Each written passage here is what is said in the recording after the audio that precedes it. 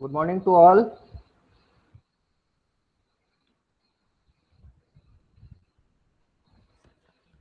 आज मैं आपको बताऊंगा मल्टीप्लेक्सर के बारे में। ठीक है, what do you mean by multiplexer? Multiplexer का मतलब होता है बेटा सेलेक्ट करना, इनपुट्स को सेलेक्ट करना अकॉर्डिंग टू सिलेक्शन लाइंस। ठीक है, जैसे आप किसी भी कंपनी में इंटरव्यू देने जाते हो, ठीक है, तो इंटरव्यू देने जाते हो तो वहाँ पे कौन होते हैं? सेलेक्टर्स होते हैं। कौन होते हैं? आपको सेलेक्ट कौन करेगा वहाँ पे? सेलेक्टर्स। जो इंटरव्यू का पैनल होगा वो आपको सेलेक्ट करेगा। ठीक है, तो इंटरव्यू पैनल जब आपको सेलेक्ट करेगा तो उसमें उस ये काम मल्टीप्लेक्सर में करेंगे सिलेक्शन लाइंस। ठीक है, कि भाई कौन सा इनपुट आउटपुट में जाएगा। ठीक है, तो आप एज अ इनपुट हो किसी भी कंपनी या ऑर्गेनाइजेशन के लिए जिसमें आप जॉब अप्लाई कर रहे हो। सिमिलरली मल्टीप्लेक्सर में इनपुट्स क्या हो जाएंगे? जो इनपुट्स जा रहे हैं, जैसे कि आप ऑर्गेनाइजेशन के लिए। ठीक है, उसके बाद आपको सेलेक्ट करने के लिए सिलेक्शन कमेटी जो होगी वो बैठेगी। तो इसमें भी मल्टीप्लेक्सर में सेम ही फंक्शनिंग होती है। जो सिलेक्शन लाइंस होती है वो डिसाइड करती है कि इनपुट कौन सा आउटपुट में जाएगा और कौन सा इनपुट किस टाइम पे आउटपुट में जाएगा और कौन सा इनपुट नहीं जाएगा आउटपुट में। ठीक है, सेम टू सेम प्रोसीजर है जो कंपनी में होता है। सेलेक्टर डिसाइड करते हैं कौन जो है कैंडिडेट सेलेक्ट होगा, कौन कैंडिडेट सेलेक्ट नहीं होगा। तो same to same procedure follow होता है मल्टीप्लेक्सर के अंदर। बेटा थोड़ा फास्ट हो तो बता देना, है ना, स्पीड में स्लो कर दूंगा। तो कोई भी प्रॉब्लम आ रही हो ना ऑनलाइन क्लासेस के अंदर तो आप बता देना, शेयर कर देना। आप देखो बेटा, मल्टीप्लेक्सर का ये ब्लॉक डायग्राम होता है। ये है block diagram of multiplexer. 2:1 multiplexer, जिसमें दो इनपुट्स है और एक आउटपुट है। There are two inputs that are I naught and I one and one output that is Y. ठीक है, और यहाँ पे लिखा हुआ है मक्स, इसको अपन इसके अंदर ये भी लिख सकते हैं 2:1 मक्स। ठीक है, दोनों ही लिख सकते हैं। और एस होती है selection line. S is use to select the appropriate input. Okay, तो ये तो है ब्लॉक डायग्राम। सबसे पहले आपको क्या बनाना है? Block diagram. उसके बाद में आपको बनानी है ट्रुथ टेबल। सबसे पहले आपने बना दिया ब्लॉक डायग्राम, उसके बाद आप क्या बनाओगे? Truth table. तो ट्रुथ टेबल कैसे बनाएंगे आप? ये है सिलेक्शन लाइंस और ये है आउटपुट। ये है सिलेक्शन लाइन, ये है आउटपुट। सिलेक्शन लाइन जब जीरो है, सिलेक्शन लाइन जब लो है, मतलब इसमें जीरो वैल्यू आ रही है, तो जो आपका इनपुट है फर्स्ट वाला आई नॉट, वो आउटपुट में डिस्प्ले होगा।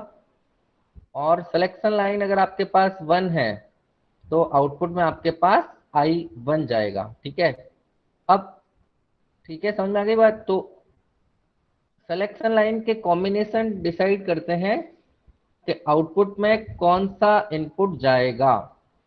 तो सिलेक्शन लाइन, इसमें दो ही इनपुट है तो सिलेक्शन लाइन के दो ही कॉम्बिनेशन बनेंगे, आइदर जीरो और वन।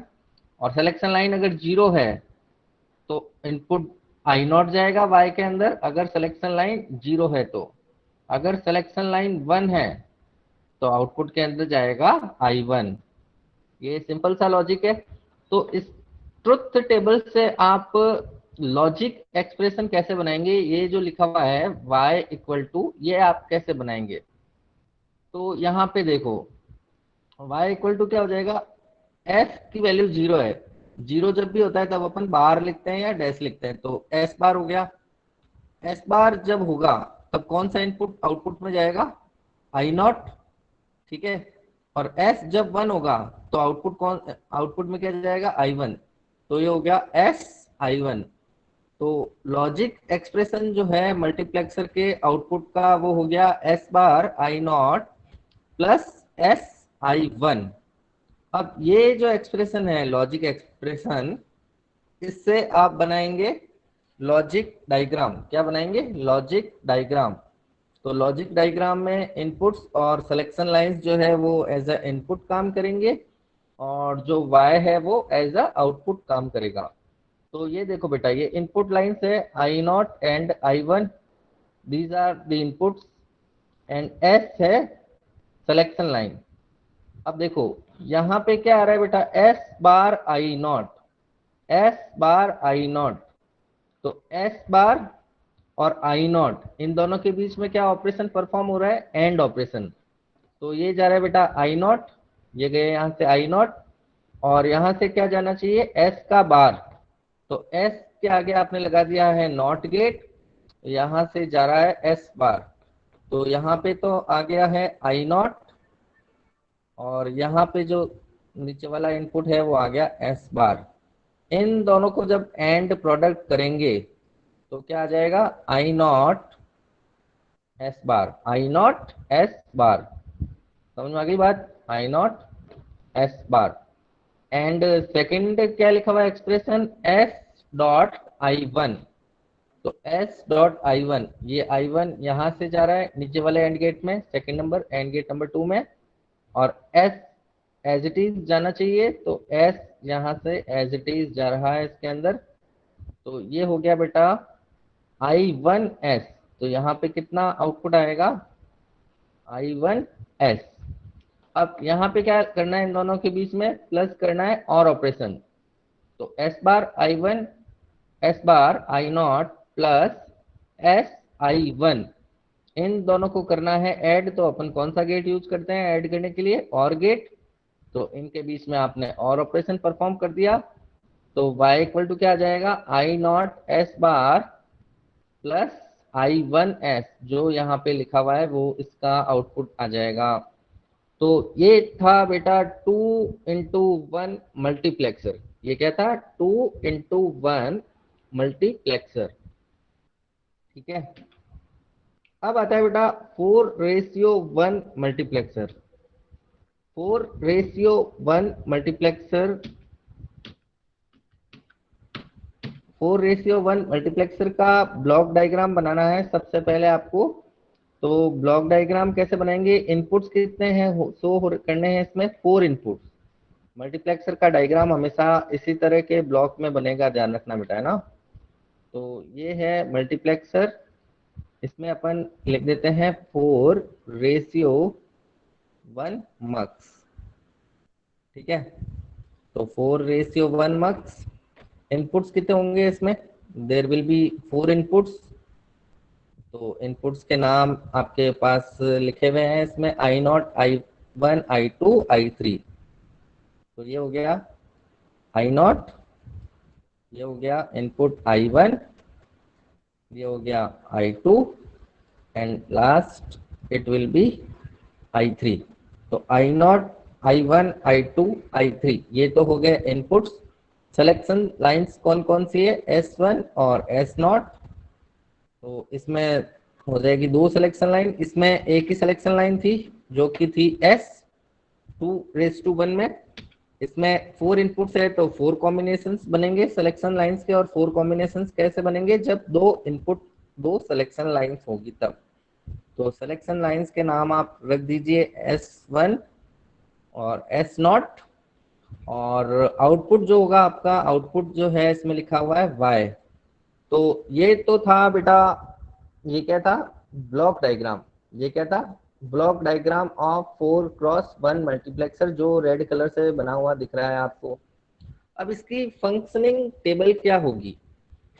फंक्शनिंग टेबल के लिए आपको बनाने पड़ेंगे combination of selection lines and their corresponding output. जो सबसे ऊपर जो ट्रुथ टेबल दी हुई है वो आपको फॉर्म करनी है।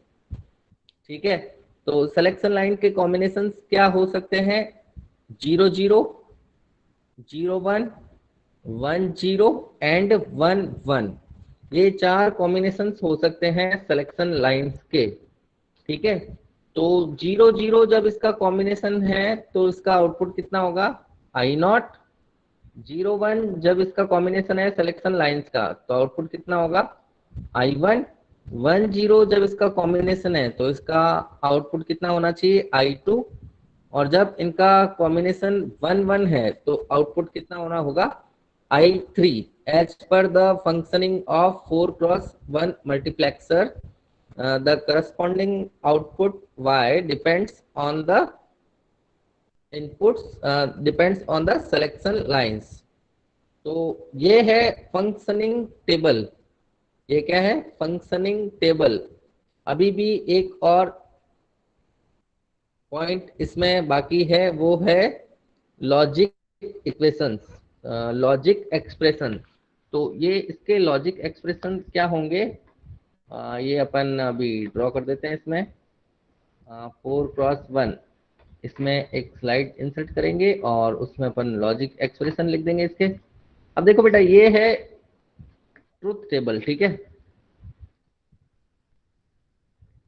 ये ट्रुथ टेबल है। 0 0 पे I0 आना चाहिए और 0 1 पे, तो अपन एक बार और लिख देते हैं इसको। यहाँ पे आपका ट्रुथ टेबल है S1 S0 और Y। ट्रुथ टेबल क्या है, S0 S1 और Y, ठीक है। इसको कैप्स लॉक कर देते हैं। 0 0 पे आउटपुट कितना आना चाहिए, 0। और 0 पे आउटपुट कितना आ रहा है बेटा, I0। कौन सी इनपुट लाइन सेलेक्ट हो रही है, I0 वाली, ठीक है। और 0 1 पे इनपुट लाइन कौन सी सेलेक्ट हो रही है, 0 1 पे इनपुट लाइन सेलेक्ट हो रही है I1 वाली, ठीक है। और 1 0 पे इनपुट लाइन कौन सी सेलेक्ट हो रही है, 1 0 पे इनपुट लाइन सेलेक्ट हो रही है I2 वाली। एंड 1 1 पे इनपुट लाइन कौन सी सेलेक्ट हो रही है, I3, ठीक है। I0 I1 I2 I3। अब आपको लिखना है इससे लॉजिक एक्सप्रेशन। तो देखो बेटा, आउटपुट Y कब आ रहा है, Y की वैल्यू I0 कब आ रही है, जब दोनों ही सिलेक्शन लाइन 0 0 है। 0 0 का मतलब क्या है, बार है। तो मैं यहाँ पे लॉजिक एक्सप्रेशन Y के लिए लिख रहा हूँ। Y के लिए लॉजिक एक्सप्रेशन क्या होगा वो आपको देखना है यहाँ पर।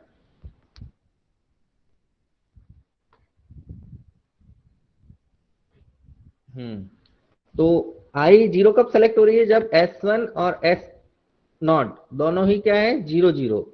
इट मीन्स S0 का बार और S1 का बार, और ब्रैक और मल्टीप्लाई में क्या आ जाएगा, I0। तो ये हो गया बेटा S1 बार S0 बार और I0। सही है यहाँ तक।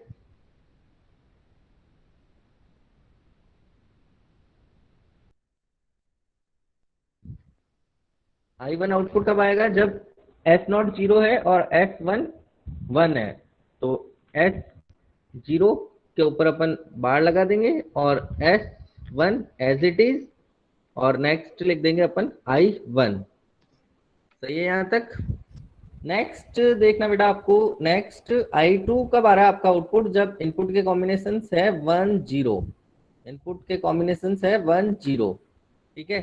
तो S0 एज इट इज आएगा, S0 as it is, S1 के ऊपर बार आ जाएगा और I2 इसका आउटपुट सेलेक्ट हो रहा है, तो I2 इसका आउटपुट सेलेक्ट हो गया, ठीक है। नेक्स्ट I3 आउटपुट कब आ रहा है, जब S0 और S1 दोनों ही क्या है, 1 1 है। तो इसमें तो कोई दिक्कत ही नहीं है। S0 S1 एंड I3 ये लिख दिया आपने। और इसको क्या करना है, आपको कुछ नहीं करना है, बस इसको ये है आपके पास इसका आउटपुट, ठीक है। इससे आपको बनानी है लॉजिक ट्रुथ टेबल, इससे आपको बनाना है लॉजिक डायग्राम। ये जो एक्सप्रेशन है ना, इससे आपको बनाना है लॉजिक। इसको उधर स्लाइड पे लेके चलते हैं। तो ये है आपका लॉजिक एक्सप्रेशन और इससे आपको बनाना है, इसको इधर लिख देते हैं, कोई बात नहीं। ये आपका लॉजिक एक्सप्रेशन है और इससे आपको बनानी है, इससे आपको बनानी है ट्रूथ टेबल, लॉजिक डायग्राम। तो लॉजिक डायग्राम आप कैसे बनाएंगे, इससे ये बना हुआ है, देखिए आपके सामने। ये आपको दिख रहा है लॉजिक एक्सप्रेशन। अब S0 का बार और S1 का बार यानी कि दोनों ही नॉट गेट से पास होते हुए जब जा रहे हैं तो उससे आउटपुट क्या आना चाहिए, आई नॉट। तो सबसे पहले ऑपरेशन आपको परफॉर्म करना है, एस नॉट का बार S1 का बार आई नॉट। तो ये देखो बेटा, ये S1 यहाँ से जा रही है और ये S नॉट यहाँ से जा रही है, ठीक है। तो ये यहाँ पे क्या हो जाएगा बेटा, S1 का बार नॉट गेट का आउटपुट S1 का बार, और इस नॉट गेट का आउटपुट S0 का बार, ठीक है। S0 का बार और S1 का बार आ गया। तो यहाँ पे सबसे पहले क्या इनपुट जा रहा है, आई नॉट, ये गया आई नॉट। उसके बाद सिलेक्शन लाइन कौन सी जा रही है, S1 का बार, तो ये हो गया S1 का बार। और सबसे नीचे सिलेक्शन लाइन कौन सी जा रही है एंड गेट के अंदर, S0 का बार, ये रहा S0 का बार। तो इसका आउटपुट कितना हो गया, फर्स्ट नंबर एंड गेट का S0 का बार, S1 का बार और आई नॉट। ये हो गया फर्स्ट वाले एंड गेट का आउटपुट। सही है यहाँ तक। नेक्स्ट लॉजिक एक्सप्रेशन का part number second, S not का होना चाहिए बार और S1 और I1 एज इट इज। तो I1 तो यहाँ पे एज इट इज ही जाएंगे, ये गया सबसे ऊपर I1। उसके बाद क्या जा रहा है यहाँ पे सेकंड नंबर इनपुट में S1, तो S1 का बार, S1 का बार यहाँ से जा रहा है, ये जा रहा है सेकंड नंबर इनपुट में S1 का बार। तो ये है सेकंड नंबर इनपुट S1 का बार। और एस नॉट इसमें एज इट इज जा रहा है, ये देखो एस नॉट यहाँ से एज इट इज आ रहा है, इसमें कोई बार बार नहीं है, तो S not as it is. तो इसका आउटपुट क्या हो जाएगा बेटा, एस नॉट, इसमें S1 और एस नॉट को एक्सचेंज कर दिया बेटा, और कुछ नहीं किया इसने। इसने क्या किया है, S1 और एस नॉट जो है ना उसको एक्सचेंज कर दिया है, और कुछ नहीं किया है। तो I1 जब आएगा ना तब S0 का बार नहीं होगा। इसको मैं करेक्ट कर लेता हूँ, कोई बात नहीं, इसको अपन करेक्ट कर लेते हैं, इसको मैं करेक्ट करता हूँ यहाँ से। हाँ, ये जो है ना S not as it is रहेगा, ठीक है, और S1 के ऊपर बार आएगा। और इसमें क्या होगा, एस नॉट के ऊपर बार आ जाएगा और S1 एज इट इज रहेगा, तो इसमें कोई दिक्कत वाली बात नहीं है। तो I1 इसके अकॉर्डिंग कब आ रहा है आउटपुट, जब S1 के ऊपर बार है। तो इसका प्रोडक्ट क्या हो जाएगा, S0 as it is, S1 का बार और I1 का एज इट इज, ठीक है। इसमें यूजर डिपेंडेंट करता है, कोई भी किसी को भी आप बार लगा सकते हो, S0 या S1 में से I1 और I2 के लिए, I0 और I3 के लिए कॉमन रहेगा सारे इसमें, ठीक है ना। तो इसने इस तरीके से लिखा गया है, इसमें कोई बात नहीं। नेक्स्ट जो इनपुट है वो हो जाएगा बेटा S0 का बार, S1 और I2। तो ये यहाँ पे I2 as it is 3 input and gate लेना है आपको। नेक्स्ट है S1, तो ये यहाँ पे S1 दिया है मिडल वाले इनपुट में, और लास्ट वाले इनपुट में क्या दिया है, S0 का बार। तो S0 का बार यहाँ पे जा रहा है वैसे भी, तो इन तीनों का प्रोडक्ट कितना हो जाएगा, S0 का बार, फिर S1 और फिर I2। सही है यहाँ तक। नेक्स्ट आउटपुट जो है वो क्या होगा इसमें, नेक्स्ट फर्स्ट एंड लास्ट वाला सब में सेम ही रहता है, ठीक है। तो इसमें कंफ्यूजन वाली कोई बात ही नहीं है। S0 S1 I3, तो इसमें दोनों के दोनों एज इट इज जाएंगे। ये यहाँ से जा रहा है I3, फिर यहाँ गया S1 और यहाँ से जा रहा है S0, ठीक है। तो आउटपुट कितना हो जाएगा बेटा, S0 S1 I3। अब इन चारों को क्या करना है, ऐड करना है। ये चारों के चारों एक्सप्रेशन जो है इनको ऐड करना है। तो यहाँ पे लगा दिया आपने और गेट, जो यहाँ पे इन चारों को ऐड करके ये वाला आउटपुट प्रोवाइड करता है। तो ये है सेकंड बताना था कौन सा इसका, सेकंड S0 बार S1 I1। सेकंड वाला। सेकंड वाला क्या किया था बेटा, अपन ने पहले जो है ना उल्टा लिख दिया था। तो कोई बात नहीं, ऐसा उल्टा सीधा मतलब एक मतलब I1 को जब सेलेक्ट करना है ना, तो S0 और S1 में से कोई भी एक हाई होना चाहिए।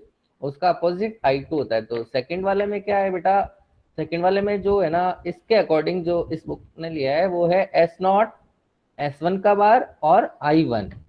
तो S0 कहाँ से जा रहा है, देखो ये S0 जा रहा है यहाँ से सेकंड वाले के अंदर। तो ये S0 गया यहाँ से, ये गया S0। ठीक है, S0 का बार नहीं है इसमें, S1 का बार है। तो S1 का बार कहाँ है, ये देखो ये S1 का बार है, ये यहाँ से जा रहा है ये इसके अंदर सेकंड वाले के अंदर। ठीक है, और I1 जा रहा है यहाँ से, तो ये गया I1। तो ये तीनों जो ब्लू कलर वाले हैं वो आप देख सकते हैं, ये S0 फिर S1 का बार और I1। तो ये हो गया S0 S1 का बार और I1। सिमिलरली जब आप देखते हैं I2 के लिए, तो I2 के लिए पर्पल कलर यूज कर रहा हूं मैं, ये I2 वाले के लिए क्या किया जा रहा है, S0 का बार और S1। तो ये जा रहा है बेटा S0 का बार, ये इस वाले एंड गेट में देखना, ये S0 का बार जा रहा है यहाँ से। ठीक है, और क्या जा रहा है S1 एज इट इज। तो ये जा रहा है S1 as it is third वाले एंड गेट के अंदर, थर्ड वाले एंड गेट के अंदर। तो थर्ड वाले एंड गेट के तीनों इनपुट्स जो है I2 S1 और S0 बार, ये तीनों पर्पल कलर से शो किए गए हैं। तो ये यहाँ पे आउटपुट आएगा S0 बार S1 और I2। ठीक है, ये ढंग से समझना बेटा, इस पे क्वेश्चंस आते हैं न्यूमेरिकल। ये आप सोच रहे हो इस टाइप के क्वेश्चंस बहुत कम पूछेंगे आपसे, इनसे ये रिलेटेड जो। पड़ेगा हमको, हाँ बेटा, लॉजिक डायग्राम बनाना पड़ेगा हमको। लॉजिक डायग्राम ही तो बनाना है तुमको, और क्या करना है। कॉम्बिनेशनल, आपके जो चैप्टर का नाम है कॉम्बिनेशनल लॉजिक सर्किट डिजाइन। ठीक है, तो कॉम्बिनेशनल लॉजिक आपको डिजाइन करना है। आपका क्वेश्चन आएगा design and implement the 4x1 multiplexer and 2x multiplexer, 2x1 multiplexer. तो सिर्फ क्वेश्चन आपके एक लाइन का लिखा हुआ छोड़ देंगे। तो उसमें आपको सबसे पहले बनाना है ब्लॉक डायग्राम, उसके बाद आपको बनाना है फंक्शनिंग टेबल, ट्रूथ टेबल, और उसके बाद आपको लिखना है लॉजिक एक्सप्रेशन, और लॉजिक एक्सप्रेशन से आपको बनाना है ब्लॉक डायग्राम। लॉजिक एक्सप्रेशन से बनाना है आपको लॉजिक डायग्राम। ये देर आर 4 स्टेप्स। ठीक है, तो ये चारों स्टेप आपको प्रॉपरली फॉलो करने हैं इस तरीके से। तो ये था बेटा लॉजिक डायग्राम 4x1 मल्टीप्लेक्सर का। अगर लॉजिक एक्सप्रेशन से लॉजिक डायग्राम बनाने में ज़्यादा टाइम नहीं लगता है, लॉजिक एक्सप्रेशन अगर आपके पास है तो उसमें करना क्या है, एंड देखो गेट्स कौन कौन से यूज कर सकते हो आप, नॉट, एंड, और एक्सॉर, एक्सनॉर, कुछ भी यूज कर सकते हो आप। ठीक है, और 3 इनपुट और गेट 4 इनपुट्स में अवेलेबल होता है, तो और गेट यूज कर सकते हो 4 इनपुट्स। एंड गेट भी अवेलेबल होता है 2 इनपुट्स, 3 इनपुट्स, 4 इनपुट्स में, तो ये भी आप यूज कर सकते हैं। ठीक है, तो ये है आपका 4x1 मल्टीप्लेक्सर। अब इसका जो अपोजिट है, मैं अगर एक इनपुट दूं और 4 आउटपुट हो, if suppose there is 1 input and 4 outputs, then it will be known as demultiplexer. वो क्या हो जाएगा बेटा, डी मल्टीप्लेक्सर। अब मल्टीप्लेक्सर का यूज कहाँ पे आ रहा है, यहाँ पे देखो बेटा इनपुट्स 4 आ रहे हैं, there are 4 inputs at a time, but at a time at output only one input will be present according to the selection lines, as per the selection of selection lines. Selection lines are deciding which input is provided at the output.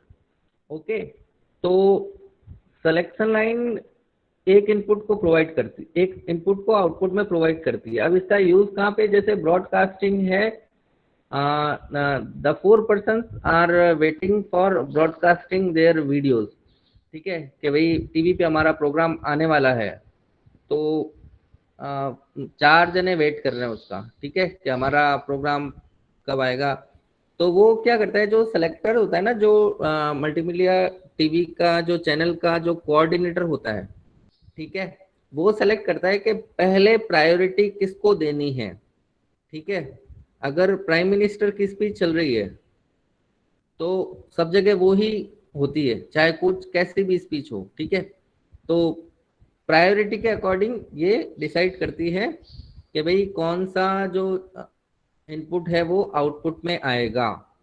ये है इसकी multiplexer की कुछ applications broadcasting में, multiplexing में। अभी जब आप 3rd ईयर में आओगे, अभी आपके चल रहा है 2nd ईयर, 2nd ईयर में आपके जो होता है ना, वो होता है इलेक्ट्रॉनिक्स का पार्ट, ठीक है।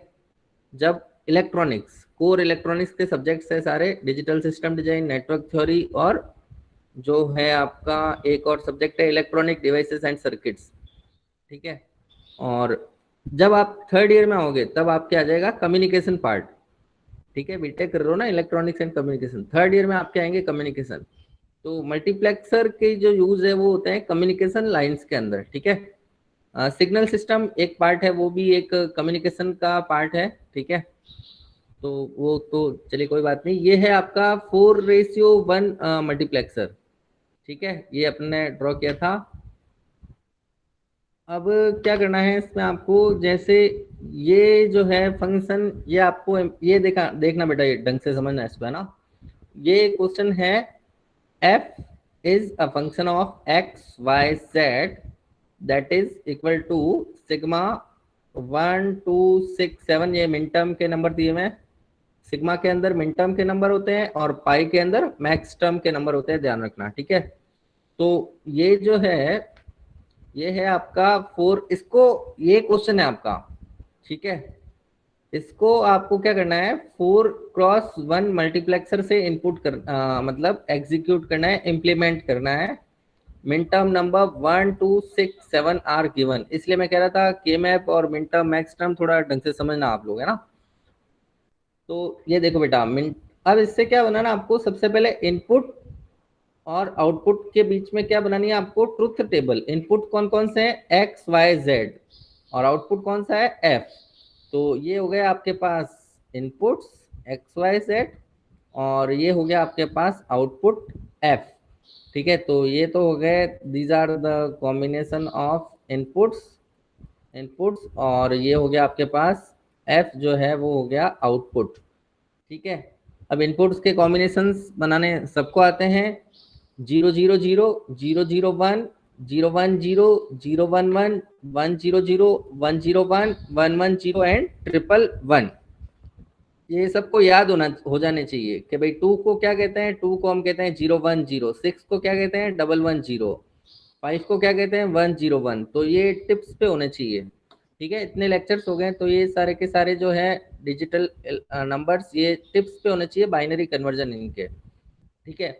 अब इसके अकॉर्डिंग आउटपुट क्या आ रहा है वो देखना है आपको। तो आउटपुट कौन कौन से मिन टर्म पे 1 आ रहा है, मिन टर्म नंबर 1 2 6 और 7 पे। तो ये मिन टर्म नंबर 0 है, मिन टर्म नंबर 0 इसमें मेंशन नहीं है, तो इसकी जगह 0 लिख दो। मिन टर्म नंबर 1 आ रहा है आउटपुट के अंदर, तो मिन टर्म नंबर 1 आप लिख दो, इसके लिए 1। फिर मिन टर्म नंबर 2 भी आ रहा है, तो मिन टर्म नंबर 2 आ रहा है, तो इसके लिए 1 लिख दो आउटपुट में। अब देखो यहाँ पे मिन टर्म नंबर 2 के बाद सीधा 6 आ रहा है, 3 4 5 तीनों ही नहीं आ रहा है, तो मिन टर्म नंबर 3 4 5 तीनों के लिए 0 लिख दिया आपने। उसके बाद min term number 6 7 both are 1, तो मिन टर्म नंबर 6 और 7 के लिए लिख दिया आपने 1। सही है यहाँ तक। अब देखो आउटपुट्स कौन कौन से थे, 1 2 6 7, 1 2 6 7 में 1 लिखा हुआ है, तो ट्रुथ टेबल में तो कोई दिक्कत होनी नहीं चाहिए किसी को भी बनाने के लिए। अब देखो बेटा, इसमें क्या करते हैं अपन, इसमें जो 2 इनपुट्स है उनको तो एज इट इज अपन लेते हैं इनपुट, ठीक है।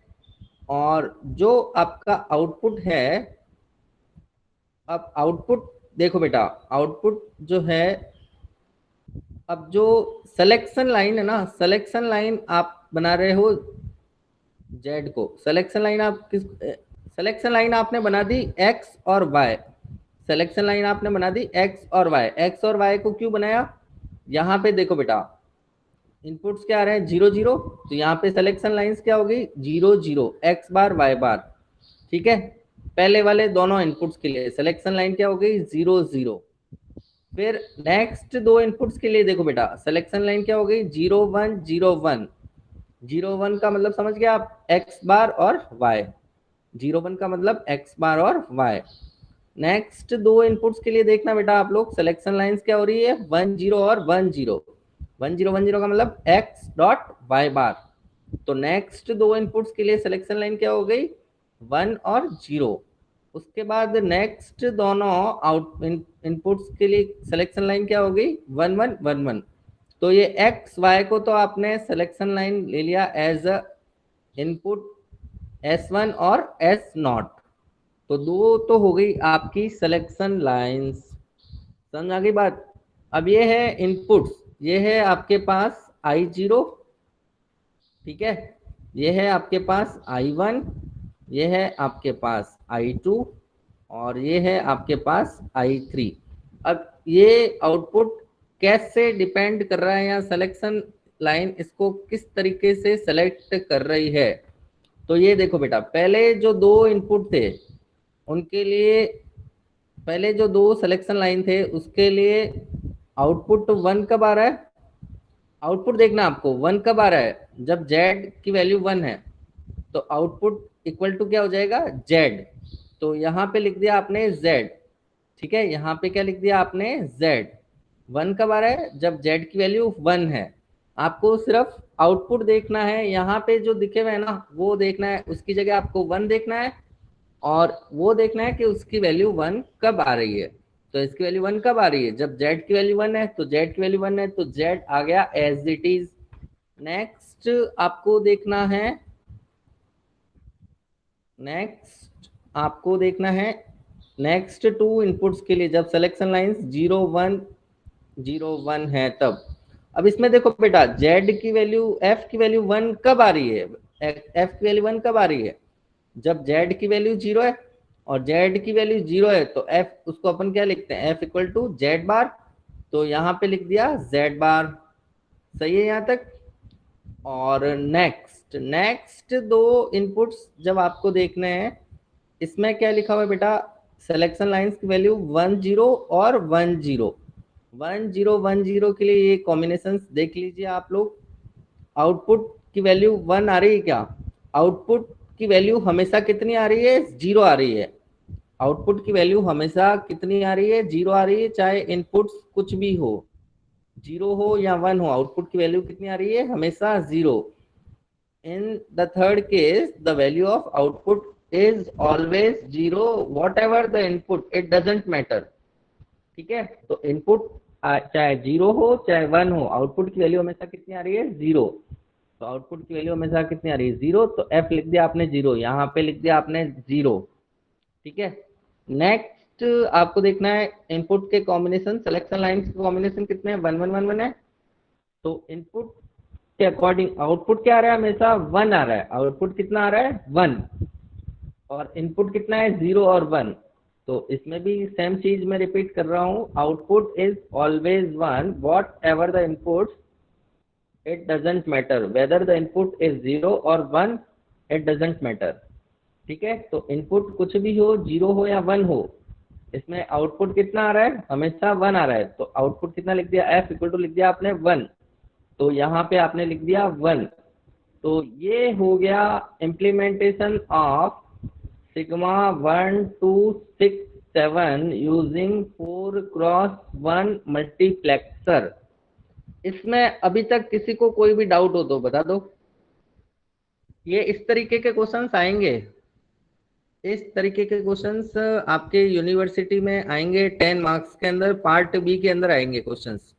ज्यादा बड़े नहीं है ये क्वेश्चंस, छोटे ही है। तो इसमें अभी तक किसी को कोई भी डाउट है क्या, anyone having any doubt till now in this question.